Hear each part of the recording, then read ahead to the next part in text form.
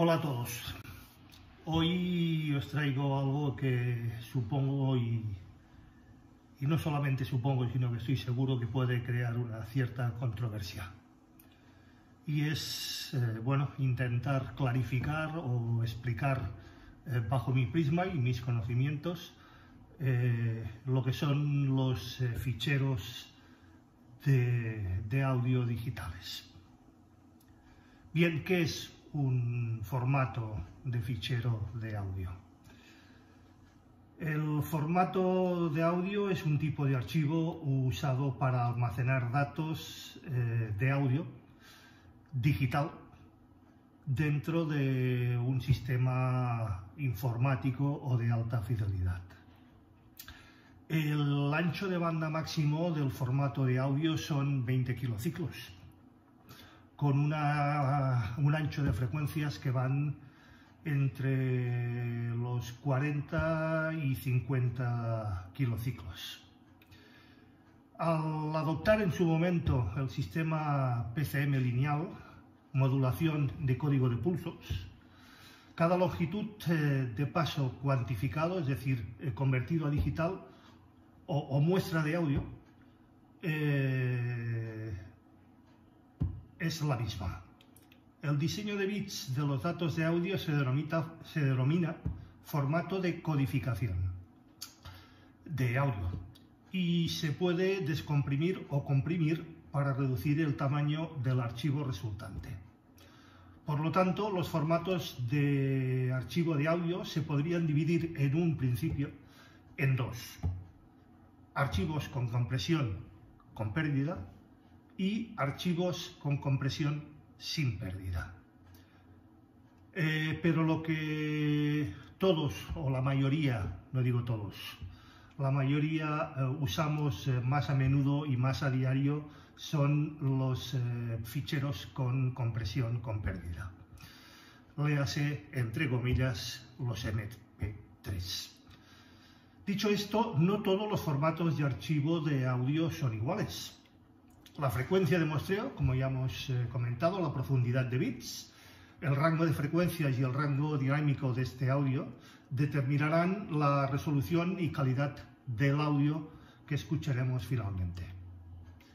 Como estándar para audio con calidad CD, se definió una frecuencia de muestreo, es decir, el número de muestras que se toman por segundo, de 44,1 kHz y una profundidad de bits de 16 bits. Cualquier cosa por debajo de estos valores no se puede considerar un fichero de alta resolución o de alta calidad. Muchos formatos de audio utilizan configuraciones inferiores a lo que se considera HD. Empecemos. ¿Qué es la profundidad de bits? Podemos pensar en la profundidad de bits como la resolución de cada muestra digital tomada. Cada dígito binario se llama bit. La profundidad de bits, o bit depth, determinará con qué precisión podemos definir la amplitud. Por ejemplo, si solo tuviéramos un bit, las dos únicas definiciones posibles, evidentemente, serían 0 o 1, es decir, activado o desactivado. Con más bits podemos agregar más valores y más precisión en la amplitud de la muestra de la señal analógica que vamos a capturar. Las profundidades de bits más comunes con las que nos podemos encontrar son las de 16, 24 y 32 bits en coma flotante. Así lo denominamos. 16, 24, 32 bits en coma flotante. Evidentemente, cuanto mayor sea este número, mayor margen dinámico vamos a obtener. Sin embargo, la diferencia entre 16, 24 y 32 bits es más amplia de lo que en un principio nos pudiéramos pensar. Entonces, pregunta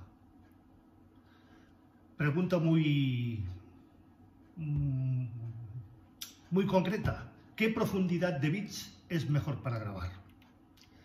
Tenemos que tener en cuenta, en este caso, algunas cosas: la calidad de audio o resolución, el tamaño de datos y el formato de reproducción. Cuando mayor sea, como hemos dicho, la profundidad de bits, mayor resolución tendrá el audio digital conseguido. Y otra pregunta también al caso, entonces, ¿por qué no grabar todo en 32 o incluso en 64 bits? Pues, por un lado, la resolución más alta significa tamaños de ficheros exponencialmente más grandes y, evidentemente, un uso de las CPUs que los tratan muchísimo mayor, pero no lo suficiente como para marcar una diferencia notable al grabarlos. Cuando las ondas de sonido provenientes de micrófonos, de mesas de mezclas, se convierten de analógicas a digitales en los estudios de grabación o en el ámbito doméstico y entran en lo que denominamos DAW o Workstations de audio digital, Pro Tools, por ejemplo, entran en una profundidad de bits de 24 bits por defecto. La profundidad de bits por encima de este valor solo se suele utilizar una vez que se introducen algún tipo de procesamiento adicional en el fichero. Por último, también hay que tener en cuenta que al masterizar y exportar la mezcla requerirá una reducción en el número de bits por cuestiones técnicas propias de los medios a los cuales vamos a dirigir los ficheros de salida. Para ahorrar espacio, los formatos de reproducción, como por ejemplo el CD, a menudo se limitan a 16 bits. Por lo tanto, todo lo que grabes por encima de esta resolución estará sobrepasado para adaptarse a espacios pequeños como la capacidad de los CDs. Otro dato más, ¿qué es el sample rate? Los sistemas de AV, como hemos dicho, las estaciones de trabajo digital, toman estas medidas a una velocidad llamada de frecuencia de muestreo o sampler, medida en kilohertz. En la mayoría de estas estaciones encontraremos una frecuencia de muestreo que es ajustable al gusto y a las necesidades de cada ingeniero de audio o de mastering. Este ajuste puede controlar la frecuencia de muestreo de cada uno de los proyectos. Las opciones promedio que se suelen utilizar están entre los 44,1 que ya hemos mencionado y los 48 kHz, que pueden parecer un poco aleatorias, pero realmente no lo son. La frecuencia de muestreo determinará el rango de frecuencias capturadas en el fichero digital. Para medir la frecuencia de una onda sinusoidal, una onda analógica, necesitaremos, por lo tanto, detectar y definir un ciclo. Un ciclo completo de cualquier onda corriente están determinados por una parte positiva y por otra negativa. Para conocer la duración de este ciclo, o lo que se llama longitud de onda, que nos lleva a lo que es la frecuencia de cada una de estas ondas, necesitaremos detectar estas dos etapas, la que ya hemos dicho, la parte positiva y la parte negativa. Por lo tanto, necesitaremos medir la onda al menos 2 veces por cada ciclo completo de captura y con mucha precisión de esta frecuencia. Esto significa que podemos capturar y reconstruir la forma de onda sinusoidal analógica con un muestreo de al menos el doble de su frecuencia. Esto es lo que se llama la frecuencia de Nitschke. Técnicamente se denomina así. La frecuencia de muestreo más común con la que nos encontramos, como ya os he dicho, es 44,1 kHz o 44.100 muestras por segundo. Este es el estándar en la mayoría de audio de consumo, utilizado también en los formatos como los CDs. Y este no es un número arbitrario. Los humanos, el ser humano, podemos escuchar, la mayoría de nosotros, frecuencias que van entre los 20 y los 20.000 Hz o los 20 kHz. La mayoría de las personas perdemos la capacidad de escuchar frecuencias altas a lo largo de nuestra vida, o incluso por cuestiones del ámbito donde nos podamos mover, gente habituada a presiones acústicas muy fuertes, como puedan ser los que trabajan en obra pública, como puedan ser incluso los técnicos de sonido o los músicos en directo, suelen perder esta capacidad que, como he dicho, está entre los 20 y los 20.000, y limitarla no más allá de los 15-18.000 Hz. Eso es muy habitual. Sin embargo, la regla del 20-20, es decir, de los 20 a los 20.000, todavía se sigue aceptando como un rango de frecuencias estándar de todo lo que el ESER o las personas podemos escuchar. Bueno, tipos de formato de audio y sus características. Visto todo esto, podríamos afirmar que los formatos de audio se pueden dividir no ya en dos, sino en tres tipos principalmente.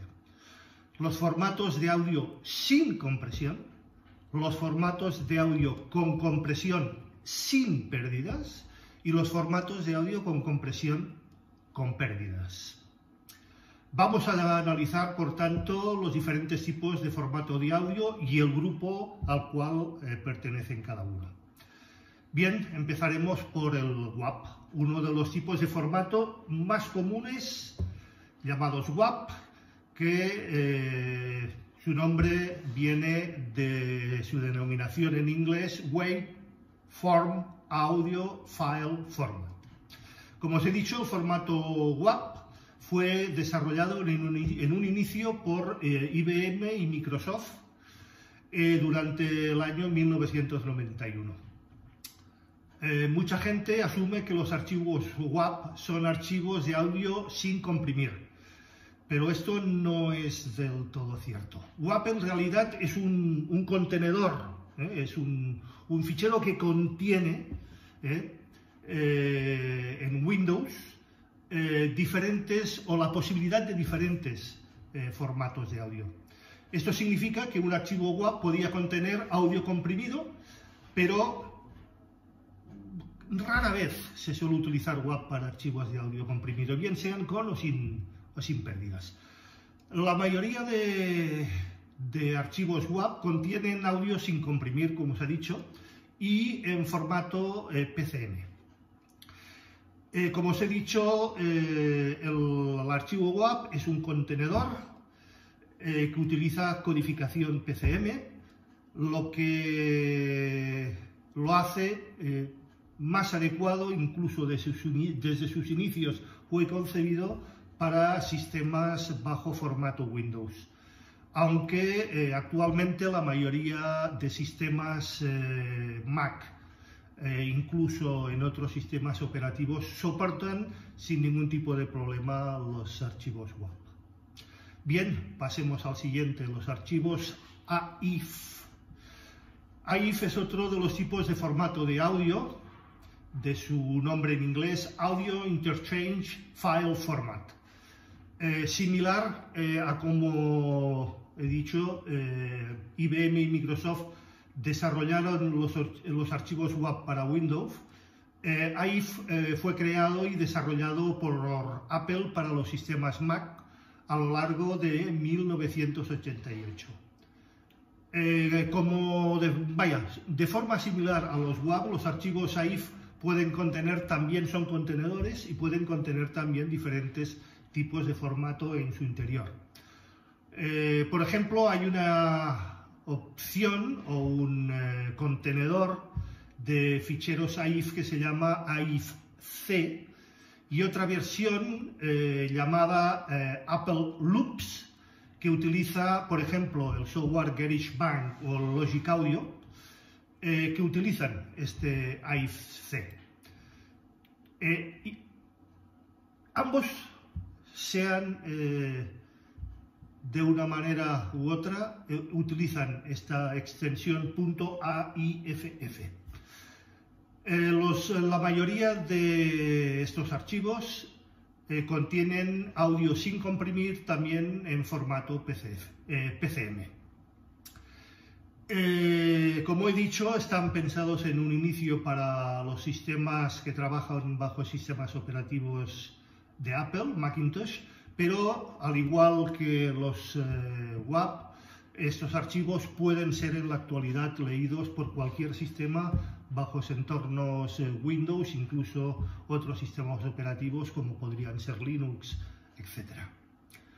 Siguiente formato, el AU. El formato AU es un formato de archivo de audio simple desarrollado en su momento por la empresa o por el conglomerado de empresas de Sun Microsystems. El formato como tal fue en sus inicios desarrollado y pensado para su utilización en los entornos de páginas web en Internet. Originalmente no tenía lo que se llama encabezado, siendo simplemente datos codificados, atención, a 8 bits y con una frecuencia de muestreo de 8K.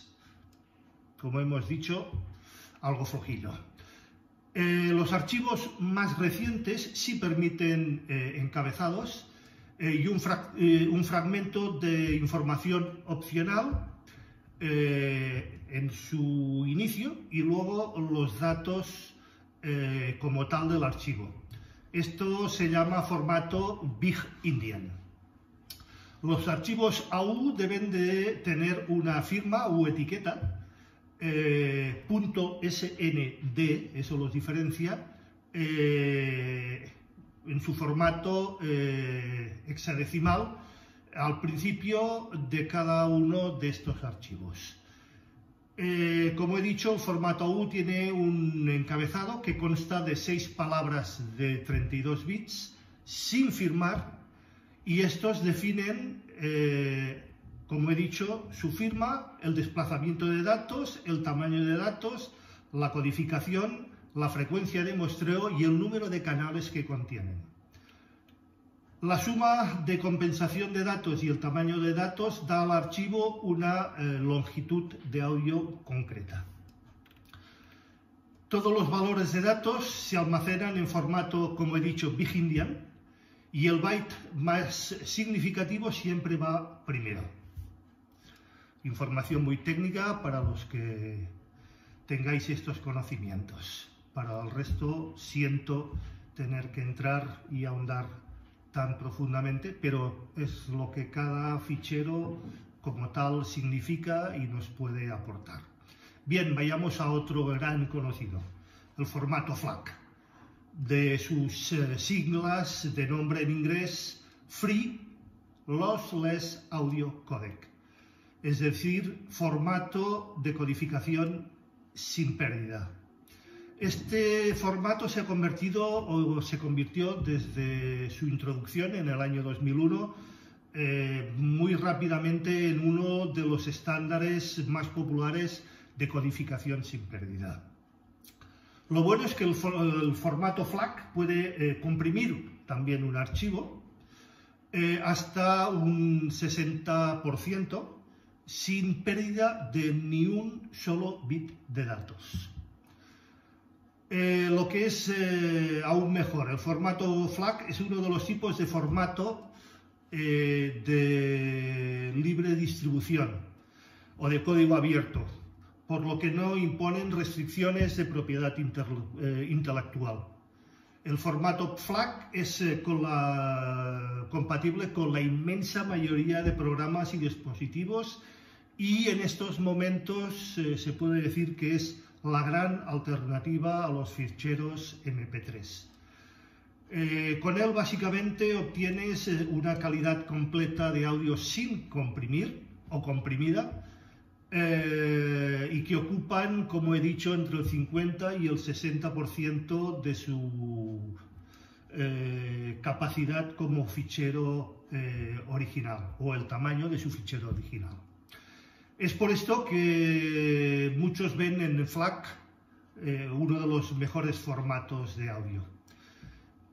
Yo personalmente utilizo ficheros FLAC cuando he de convertir a digital sin compresión, a 24 bits y a 48 o 88,2 kHz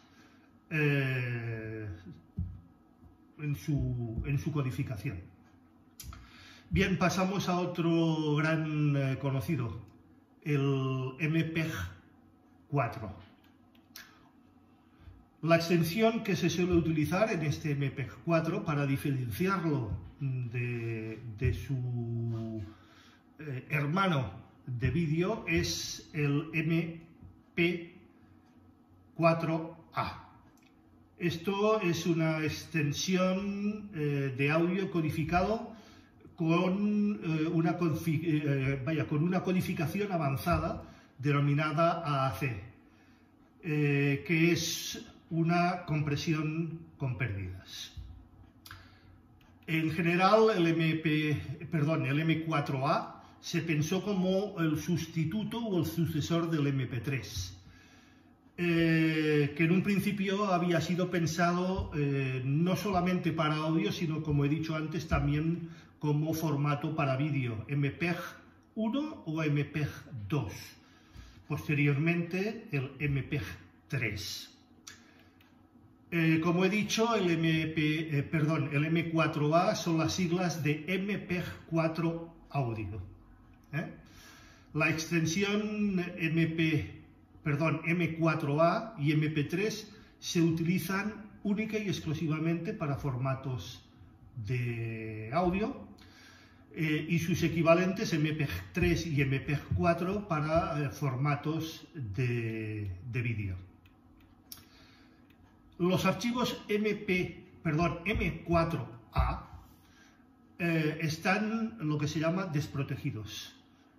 Los archivos protegidos, por razones varias, entre ellas las de copyright, derechos de autor, etc., suelen tener una extensión diferente. Esta extensión es la M4P, de protegido. La calidad de los M4A es mejor y los tamaños de archivo conseguidos considerablemente más pequeños que los MP3. Los archivos M4A suenan considerablemente mejor que sus archivos o hermanos anteriores, los MP3, cuando se codifican a la misma velocidad.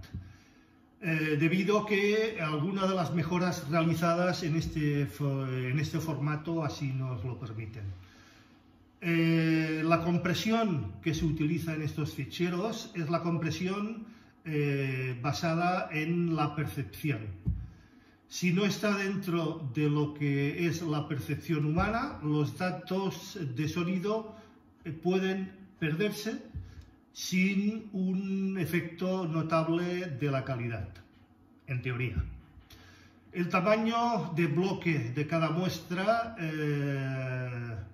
son de aproximadamente 120-128 muestras, en lugar de las 192 que se utilizan para señales cambiantes o transitorias, lo que permite detalles más precisos ahí donde lo necesitemos. Tamaños de bloque más grandes también se pueden utilizar tamaños de 960 y 1024 frente a los de 576 que utilizan los MP3, lo que nos permite menos datos o más datos según la necesidad y la complejidad y la calidad que queramos conseguir. Otro formato no tan conocido, formato Shorten o SHN. Es un formato de archivo utilizado para comprimir datos de audio, es decir, formato de archivo con compresión. Y esta forma de compresión de archivos que se utiliza es compresión sin pérdidas. Parecido al formato del CD, es decir, 44,1 kHz, 16 bits, PCMs. Shorten ya no sigue desarrollándose, y otros tipos de formato de audio como el FLAC que hemos mencionado, el Monkeys Audio, APTE, el TTA y el Webpack, el WV, se han hecho mucho más populares que esto. Sin embargo, Shorten todavía en algunos casos sigue utilizando por parte de los técnicos y productores, porque hay muchísimas grabaciones legalmente negociadas que se codificaron bajo este códec, bajo el códec Shorten. Debido a esto, todavía en muchos casos para la postproducción y la masterización de estos archivos antiguos, muchos ingenieros y técnicos siguen utilizando, porque se ven forzados a ello, porque los archivos en origen son archivos SHN o Shorten. Bien, otro tipo más, el TTA, de sus siglas en inglés T-Through Audio. Es un compresor de audio sin pérdidas, en tiempo real, gratuito, eso sí, libre de derechos, y basados en filtros de pronóstico adaptativos. El TTA ofrece niveles de compresión muy adecuados, mientras mantiene unos niveles de alta velocidad de operación. Al no tener pérdidas, los TTA comprimen archivos y tan solo ocupan un 30% de su tamaño original. Esto nos permite, para que nos hagamos una idea, el poder archivar 20 veces lo que ocuparía un CD en el mismo formato, es decir, 20 CDs en un soporte DVD-R. Los requisitos mínimos del sistema lo han hecho bastante popular. Es decir, no necesita demasiadas prestaciones a nivel de estación de trabajo para poder operar con estos archivos. Las compresiones o las proporciones de compresión logradas por TTA varían dependiendo del tipo de música que vayamos a manipular. Y estas suelen oscilar entre lo que os he dicho, un 30%, e incluso en algunos casos podemos llegar al 70% del tamaño del fichero original. El formato de audio TTA comprimido sin pérdidas admite etiquetas de lo que se llaman ID3 en su versión 1 e ID3 en su versión 2. Los ID3 son los que nos permiten incrustar dentro de los ficheros aquella información como el título, el autor de la pista, el nombre de la pista, e incluso introducir algunos elementos como añadidos a la información de la música y que luego a la hora de descomprimir no son mostrados en las pantallas de los reproductores. La compresión que se suele utilizar, incluso en datos multicanal, pueden ser de 8, 16 y 24 bits de audio en formato WAV.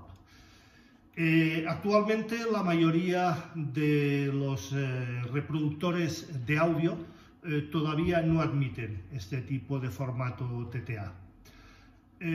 Para que la música en TTA puedan ser reproducidos por reproductores MP3, estos deben de soportar estos formatos TTA. Como he dicho, el TTA, el Total Audio Convert, que es un software, y otros softwares parecidos soportan, estos sí, los formatos TTA, los MP3, los AAC, los WAVs, los VMA y muchísimos otros tipos de ficheros de audio. Pero insisto, son softwares muy posteriores y en sus versiones iniciales la mayoría de reproductores no soportan este formato. Bueno, otro formato bastante popular y bastante utilizado, el ATRAC. El ATRAC es un tipo de archivo de audio usado por dispositivos electrónicos, sobre todo de la marca Sony, y en concreto en sus consolas PSP. Y también en reproductores de audio digital, grabadores de audio digital, como los que suelen utilizar muchos reporteros para hacer sus reportajes y luego editarlos junto con las imágenes en vídeo. El ATRAC, de sus siglas en inglés Adaptative Transform Acoustic Codec, se refiere a múltiples algoritmos de compresión que, como he dicho, fueron desarrollados por Sony. Está basado en principios psicoacústicos, esto es importantísimo, y ofrecen distintas tasas de compresión según la calidad que queramos conseguir. Se utilizaba para guardar información inicialmente de audio en los formatos que muchos de vosotros recordaréis como eran los minidisc. Como ya he dicho, desarrollado y propietario el formato y el copyright de los minidisc por la casa Sony. La primera versión que desarrolló Sony de este códec era el ATRAC 1 o simplemente ATRAC. Y se desarrolló durante la década de los 90, sobre el año 1992. Y conseguía comprimir la información de audio aproximadamente a una quinta parte de lo que ocupaba el mismo fichero en formato CD. Realmente fue un gran avance. Asimismo, esta tecnología no ha dejado de utilizarse y de evolucionar, y sus versiones más recientes, más actuales, son el ATRAC 3 y el ATRAC 3 Plus, que aparecieron durante 1999 y 2002. Ofrecen niveles de compresión muy superiores, llegando incluso entre un 10 y un 5% tan solo de lo que ocuparían sus equivalentes en formato CD, es decir, una compresión realmente importante. El hecho de reducir los datos de audio manteniendo una calidad suficientemente buena en estos formatos ha permitido pues grabar más temas en los diferentes soportes de almacenamiento y de reproducción, cambiando de manera sustancial cómo escuchamos actualmente la música. Otro formato también muy conocido, el Apple Lossless o ALAC, de sus siglas en inglés, Apple Lossless Audio Codec. Es decir, estamos hablando ya de un códec sin pérdida. Fue desarrollado por Apple, como he dicho, durante el año 2004, como formato en un principio propietario. Pero luego, más tarde, Apple decidió liberarlo y darlo como código abierto durante el año 2011, si no creo mal. ALAC a veces se conoce como Apple Lossless, es decir, Apple sin pérdidas. Si bien es un formato de ficheros bastante bueno, es un poco menos eficiente que otros tipos de formato como puedan ser el FLAC, cuando ambos se utilizan con compresión. Como ya he mencionado, yo en concreto utilizo FLAC sin compresión. Sin embargo, los usuarios de tecnología y de equipos Apple no tienen realmente la opción de utilizar estas dos opciones, es decir, comprimir o no comprimir.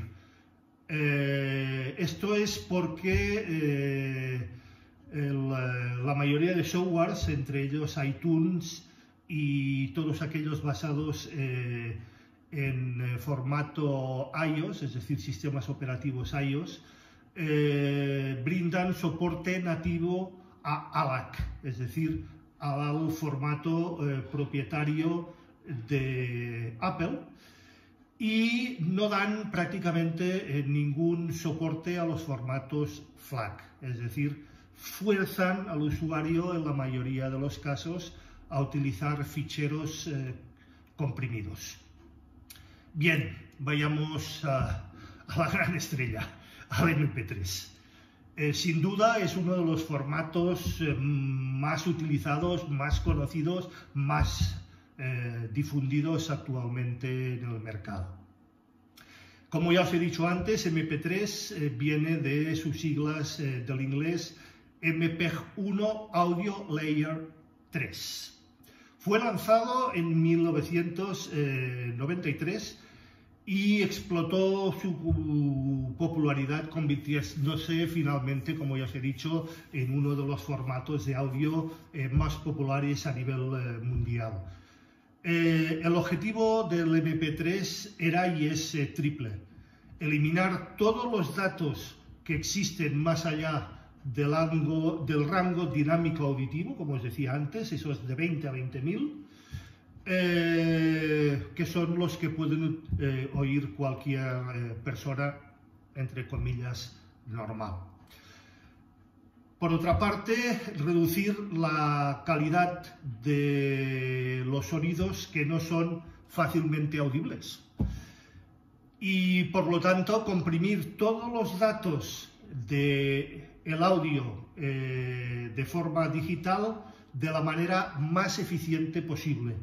Es decir, premia la eficiencia a la calidad. Casi todos los dispositivos digitales actualmente hoy en día en el mundo son capaces de reproducir y de leer e incluso de grabar en formato MP3. Tanto si estamos hablando de un PC, como de un Macintosh, como de un teléfono móvil Android, iPhone, incluso también televisores Smart TV son capaces de reproducirnos este formato mediante llaves o dispositivos USB. Por ello, evidentemente, se ha convertido en el más conocido y el más empleado actualmente en dispositivos de uso común y por el gran público. Bueno, pasemos al siguiente, el Vorbis, no tan conocido. El Vorbis es un formato que se conoce por sus siglas OOG, pero OOG en principio no significa nada. En realidad no es ni siquiera un formato realmente de compresión. OOG, como os he dicho, forma parte de aquellos ficheros multimedia que son contenedores. Esto quiere decir que en su interior pueden albergar todo tipo de formatos, tanto en compresión como sin compresión. Los ficheros con compresión son los que normalmente se utilizan mayormente en este formato Vorbis. De ahí que estos archivos de audio se llamen archivos OOG Vorbis. Vorbis los lanzó por primera vez en el año 2000 y su popularidad creció debido básicamente a dos razones. La primera es que se adhiere a los principios del software de código abierto, es decir, sin tener que pagar royalties, y se desenvuelve pues significativamente mejor que cualquier otro formato con compresión con pérdidas, como puedan ser los MP3 AAC, de forma nativa y muy bien en aquellos equipos en los que mayoritariamente se utilizan estos formatos, ficheros, sistemas operativos de formato abierto, como puedan ser el Linux, como puedan ser el Unix, como puedan ser Ubuntu, etc. De ahí su popularidad. Bien, siguiente formato, el Mousepack. El Mousepack es un formato de audio con compresión, con fuerte énfasis no ya en la compresión, sino en su calidad. No es un formato de compresión sin pérdidas, pero está diseñado para ser transparente y por lo que incluso lo que puedes escuchar no difiere mucho del formato WAV original. Incluso de los archivos MP3, de los cuales incluso se genera un fichero mucho más pequeño. Se basa también en algoritmos, como hemos dicho antes, MPEG Layer 1 y MP2, pero desde 1997 se ha desarrollado este formato de forma muy rápida y con enormes mejoras, y actualmente se encuentra en una fase muy avanzada que lo confiere como un código abierto, altamente optimizado, donde premia la calidad a la compresión y además libre, como he dicho, de patentes. Mousepack es un formato de tasa de bits permanente, variable, y que no funciona en una tasa de bits constante. Es decir, la tasa de profundidad de bits es variable, no pudiendo utilizarse en tasa de bits constante. Una gran parte de la calidad de Mousepack proviene de su manejo de esa tasa de bits, como he dicho, altamente variable, y da como resultado una tasa de bits muy baja y menos exigente que audios con tasa de bits más alta. Esa tasa de bits más alta solamente se utiliza allí donde es necesario. Esto permite que los archivos MPC sean, como he dicho, más pequeños y no pierdan los bits más valiosos, es decir, ahí no lo necesitan, comprime más, allí donde lo necesitan, pues comprime menos, de ahí la tasa de bits variables de forma constante. Después de todo, el propósito de este codificador de audio con pérdidas es proporcionar, como he dicho, la máxima calidad posible con el máximo tamaño posible. Este es el leitmotiv y la forma o mentalidad que tiene Mousepack de utilizar su formato de fichero. Bueno, pasemos al siguiente, el AAC. AAC, de sus siglas en inglés Advanced Encoding Audio, fue desarrollado en 1997 como sucesor del MP3. Si bien se popularizó,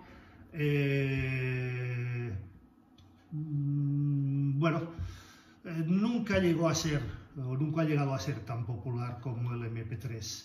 El algoritmo de la AAC es mucho más avanzado y mucho más técnico que el MP3 podríamos comparar la misma grabación en formato MP3 y AAC con la misma velocidad de bits, y el AAC generalmente tendría una mejor calidad de audio, aunque el MP3 es un formato doméstico, como ya hemos dicho, y el AAC es usado de forma amplia en otros ámbitos que no son los ámbitos propiamente domésticos. De hecho, es el método que utiliza la popular plataforma de audio YouTube. Se utiliza también muchísimo en teléfonos Android y iOS. Se utiliza también en algunas versiones más actuales de iTunes. Se utiliza en las consolas Nintendo y PlayStation. Pero insisto, no es tan popular como el MP3. Se reduce bastante al ámbito en este tipo de plataformas y de elementos. Otro formato más popular, el VMA. Otro de los tipos de formato de audios realmente más comunes. VMA viene de las siglas en inglés Windows Media Audio. Eso ya nos indica de quién está por medio.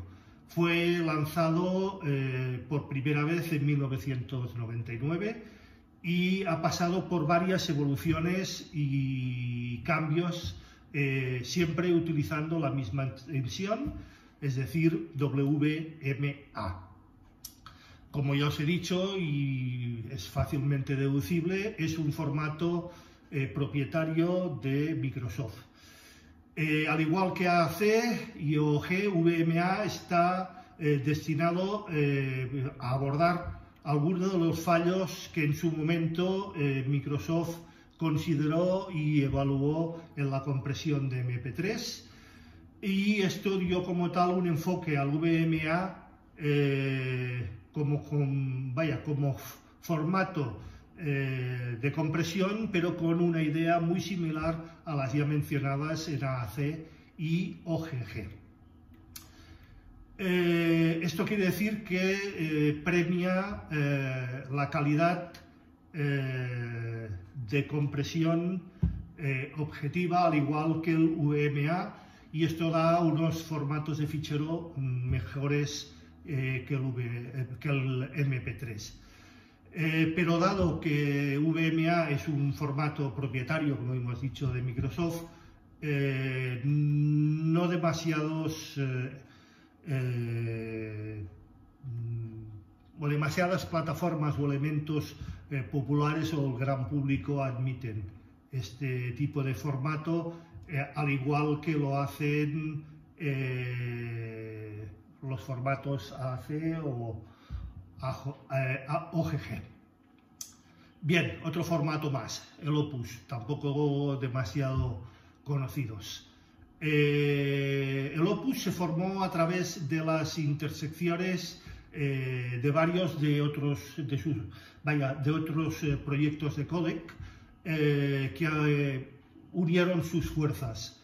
Y fueron realizados por el grupo de trabajo de ingeniería de Internet, sus siglas en inglés IETF, y pensando en desarrollar un códec de audio universal.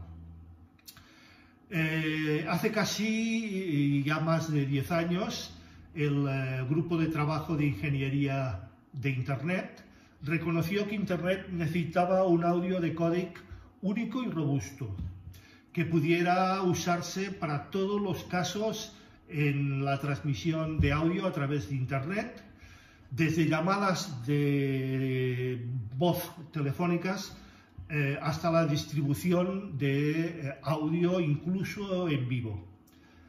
Las especificaciones de Opus se presentaron en 2010, hace relativamente poco, y fueron estandarizadas bajo las normativas RFC 6716 durante el 2012. Como un estándar para Internet, fue adaptado y utilizado ampliamente en infinidad de navegadores y sistemas operativos, incluso de software de audio y de vídeo, de forma bastante popular y exhaustiva. El Opus como códec de facto se utiliza muchísimo en las comunicaciones de audio en forma de tiempo real o en tiempo real, es decir, videoconferencias y parecidos. Y más tarde fue cuando se forzó de forma obligatoria como parte de lo que se denomina el WebRTC. Una de las principales razones por las que Opus ha tenido tanto éxito es que obtiene un rendimiento más que excelente en multitud y variedad de entornos, como os he dicho, en todo aquello que significa comunicación de audio en tiempo real. Además, es un códec cuyo formato permite mucha flexibilidad en relación al ancho de banda que ocupa para su transmisión.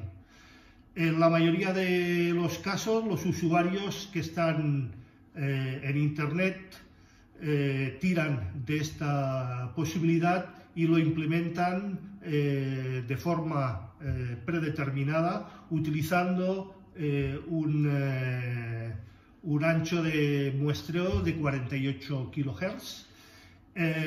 También permite, y así lo hacen, compresión del códec, y este códec permite la sincronización entre la entrada del audio y las condiciones con las que se encuentre en ese momento el ancho de banda de Internet. Es decir, se adapta automáticamente el códec cuando es capturado al ancho de banda y las condiciones más favorables en ese momento para su transmisión vía Internet.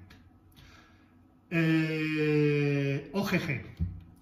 OGG es un formato de transmisión muy popular, como lo es también el VMA, pero aunque es también un formato de código abierto, no ha tenido la misma popularidad y aceptación que el MP3 o el AAC.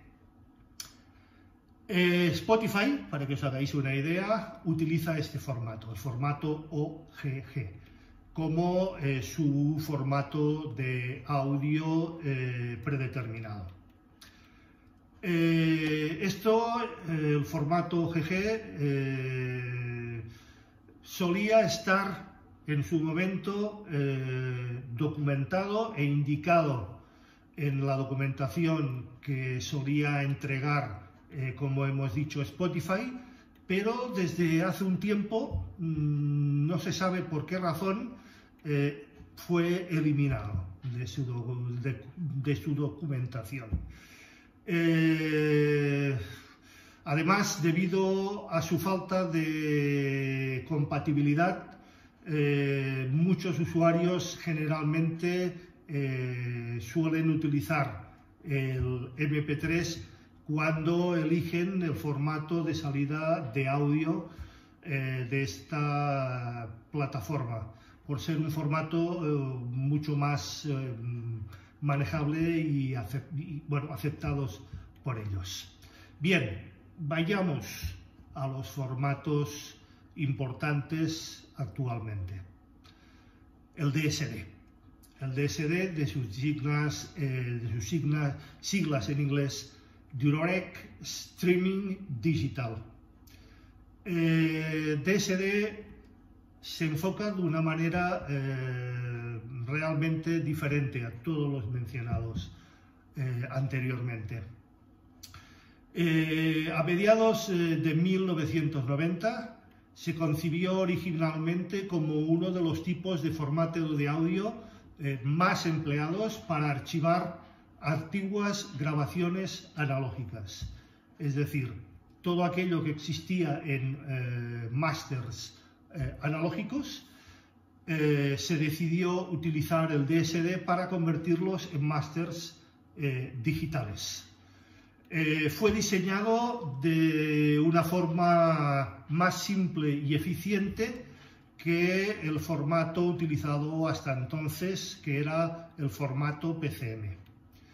También es importante destacar que DSD fue diseñado para que fuera más fácil de convertir, si fuera necesario, a formatos PCM con frecuencias de muestreo, eso sí, múltiplos del formato inicial, que, como os he dicho, eran los 44,1 kHz. El principal atractivo del DSD fue su simplicidad y con ello lo económico que representaba su implementación a nivel de standalones o de dispositivos o softwares en los estudios de grabación y de producción o postproducción y de mastering. Necesita muchísimo menos procesador que los formatos PCM y se puede utilizar en DACs, en conversiones de audio digitales a analógicos, muchísimo más simples y menos costosos, aunque evidentemente en DACs mucho más potentes y mucho más costosos se producen calidades de audio susceptiblemente mejores. DSD utiliza un solo bit de información y toda esa información nos dice si la muestra que estamos utilizando es de la forma de onda analógica más óptima y más baja o más alta que la anterior. Con un solo bit se puede discernir si esa forma de onda analógica es más alta o más baja. En comparación con los más de 65.000 valores que necesita el formato PCM en su formato 16 bits. Os recuerdo, 44,1 kHz, 16 bits, PCM es lo que se utiliza en los formatos de los CDs. Los dos valores, es decir, 0 si la muestra de señal es menor o 1 si la muestra de señal es superior, frente a los 65.000 que necesita PCM. Las grabaciones realizadas o las conversiones realizadas en DSD son un estándar hoy por hoy y son relativamente más raras y menos utilizadas todavía que el PCM. Pero insisto, hay grabaciones DSD que sobrepasan a su formato equivalente en PCM en cuanto a calidad y se encuentran disponibles en muchos discos CD que incluyen los dos formatos, el formato PCM y el formato DSD. Otro formato que también está actualmente muy de moda, al cual yo no me adhiero y os comentaré también el porqué. El tan traído y llevado MQA. MQA, o de su nombre en inglés, Master Quality Authentificate. Yo digo Authentificate, de verdad. Este tiene como objetivo fundamental el intentar cambiar la forma en que todos disfrutemos de la música. Es un modo de capturar y almacenar los másters de las grabaciones originales, de ahí su nombre en inglés, MQA, como archivo lo suficientemente pequeños y manejables como para que se puedan descargar o transmitir sin los sacrificios sónicos tradicionales asociados a otros archivos comprimidos. Pero insisto, MQA son archivos comprimidos y con pérdidas. Al menos eso es lo que consta en su escasa documentación accesible para la mayoría de nosotros. Los creadores de MQA afirman que sus pistas utilizan un ancho de banda similar al requerido en las transmisiones de calidad CD, pero con una calidad de audio, según ellos, muy superior, facilitando a plataformas, por ejemplo, uno de los primeros en firmar y en utilizar MQA fue Tidal, por su relativa fácil manera de ser transmitidos sin demasiadas parafernalias técnicas ni desembolsos costosos. Los archivos MQA se pueden empaquetar dentro de cualquier otro contenedor. Como hemos dicho antes, hay formatos de fichero que son contenedores, pues estos formatos de ficheros contenedores pueden introducir en su interior la codificación MQA, entre ellos los FLAC, los web y los Apple lossless, es decir, formatos de compresión sin pérdida. Insisto, MQA, según reza en su documentación técnica, es un formato de compresión con pérdida.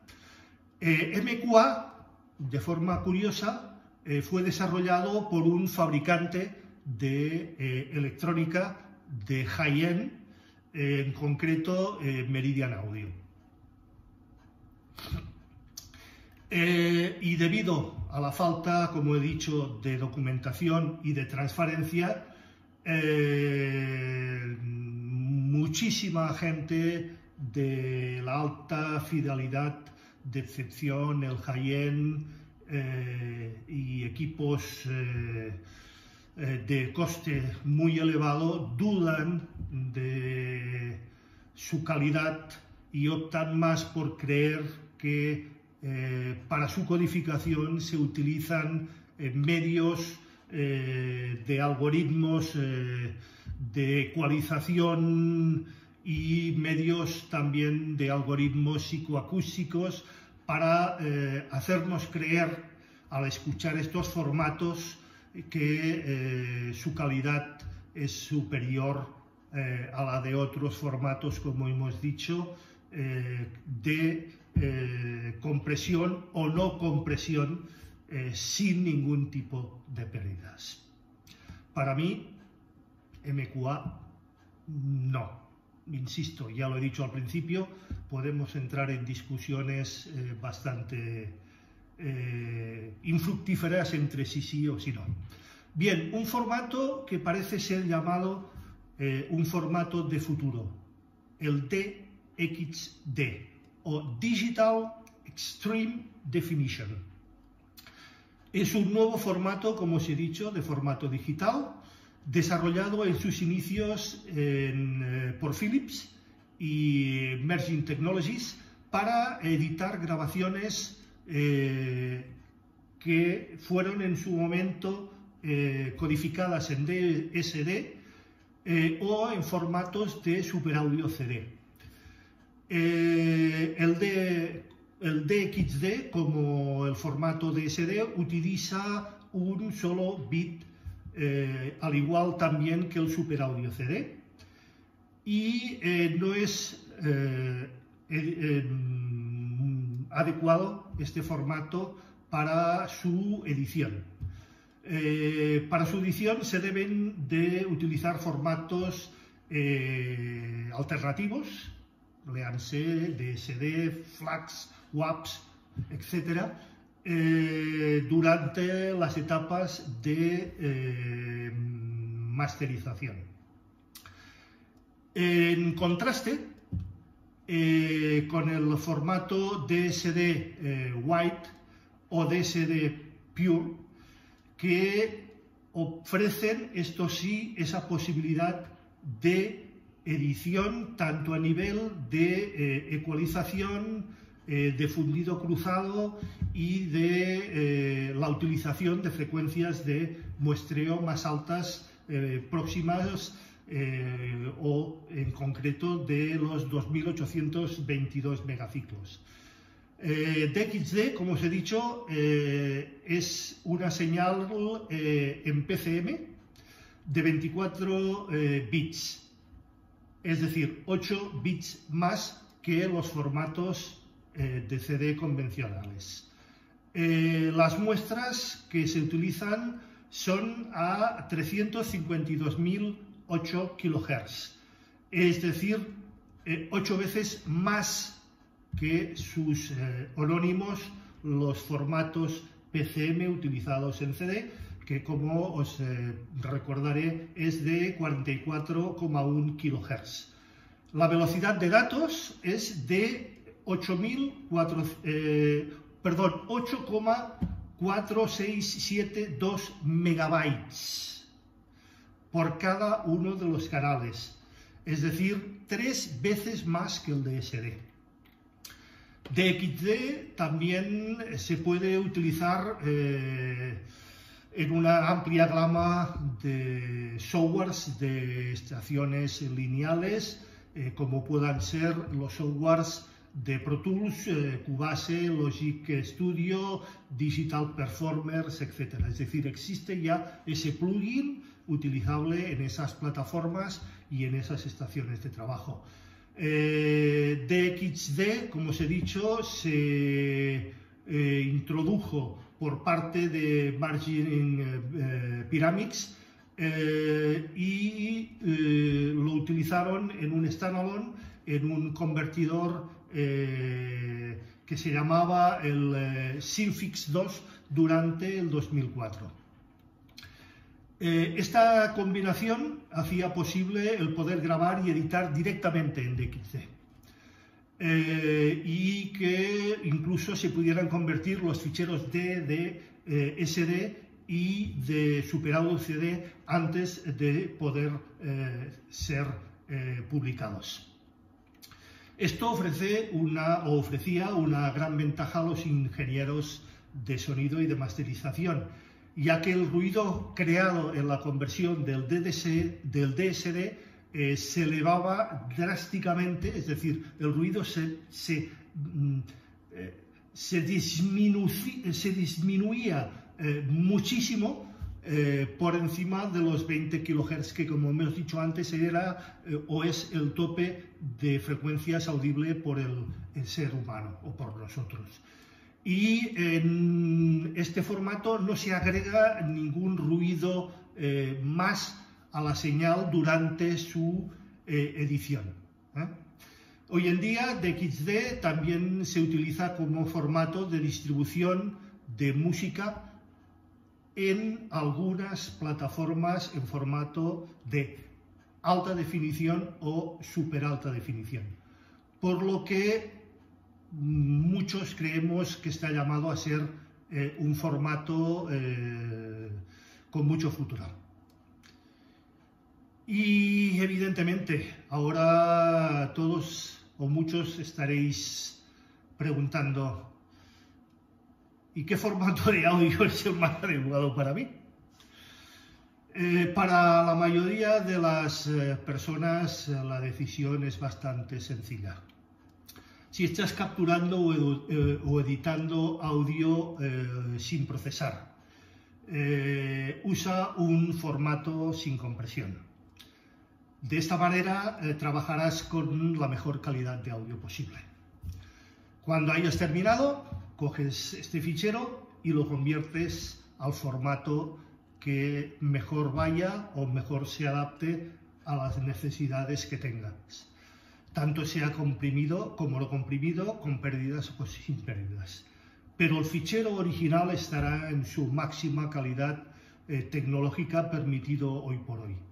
Si en cambio estás escuchando música y deseas que la representación sea lo más fiel posible, utiliza evidentemente un formato de fichero sin pérdidas. Esta es la razón fundamental, ¿no?, por la que la mayoría de los melómanos, entre los que me encuentro, y audiófilos, siempre luchamos y luchan por utilizar ficheros FLAC o ficheros DSD en lugar de los tan populares MP3. Ten en cuenta que necesitarás mucho más espacio para los ficheros sin pérdida que para los ficheros MP3, pero evidentemente, y eso es lo que premia, si disfrutas con la música, si te suena lo suficientemente bien, el archivo de audio es lo de menos. Es lo de menos. Utiliza aquel que mejor te vaya, que mejor te suene, dejándote y aparcando cualquier otra valoración o consideración. Te digo más, la mayoría de gente y de personas les es muy difícil de diferenciar un archivo con o sin pérdidas, os lo puedo asegurar. Para aquellos que deseamos la mejor calidad de reproducción de la música, los archivos en alta calidad y sin pérdida son los escogidos sin importarnos el tamaño y lo que nos vaya a ocupar en nuestros ordenadores, NAS o elementos que tengamos para escuchar y reproducir estos ficheros sin preocuparnos por este tamaño. Eso sí, teniendo en cuenta que para reproducir estos archivos y notar las diferencias, tendremos que disponer de un equipo en condiciones, de un precio más elevado, de prestaciones más elevadas y de unos altavoces o auriculares a nivel de esos equipos.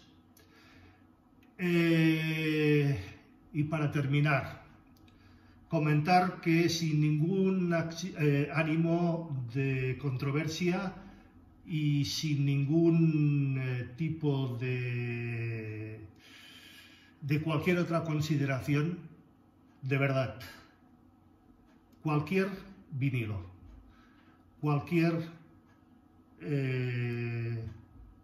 reproductor reel-to-reel o de bobina abierta, cualquier cassette, por muy elevada calidad que nos pueda dar, van a ser superiores a ningún fichero sin compresión. El digital puede darnos la misma calidad que esos vinilos, incluso los vinilos denominados de audiófilo. Pero estos vinilos de audiófilo jamás serán capaces de darnos la misma calidad de audio que los ficheros sin compresión mencionados de alta calidad. Y esto es debido a las limitaciones técnicas de estos elementos, de los vinilos, de los CDs, de los vinilos, de los reel-to-reel y de los cassettes. Y esto es debido a sus limitaciones técnicas, de la misma forma que lo son, como se me ha colado, las limitaciones técnicas en los CDs 44,1 y 16 bits, contra muchos más en los formatos o en algunos de los formatos sin compresión y sin pérdida. Pero insisto, no quiero entrar en discusiones baladís, infructíferas y que no nos llevan a ningún término. Y ya sabes, si te ha gustado si te ha gustado mi canal, suscríbete por favor, dale al like, compártelo con tus seres y entornos más próximos y recuerda, dale a la campanita, esa que sale de color gris, para estar al día de futuras y próximos posts. Gracias por escucharme.